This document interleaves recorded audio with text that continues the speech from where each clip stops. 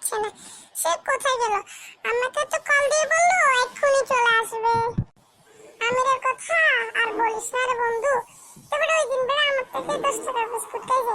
এটা বলছে আমি খাওয়ালে তুই আমার খাওয়াবি। এখন আমি তো খাওয়াই না বেরা। তুই শুধু 10 টাকার জন্য এরকম করতেছিস?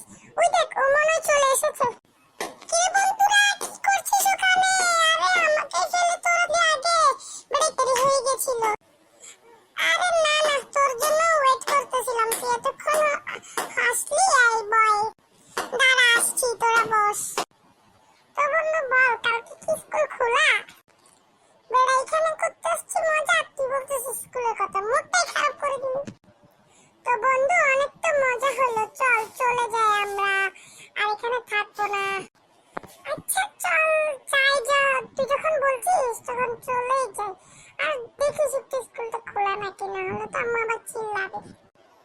কি আর স্কুলের কথা বন্ধ করলি না? আচ্ছা ঠিক আছে, আমি দেখবো, যদি খোলা থাকে তোকে বলবো। আমি স্কুলে অনেক মজা করবো, ঠিক আছে? আচ্ছা ঠিক আছে, চল যাও যাক। তো গাইস তোমরা সাবস্ক্রাইব করে দাও আমার চ্যানেলটিকে, জানো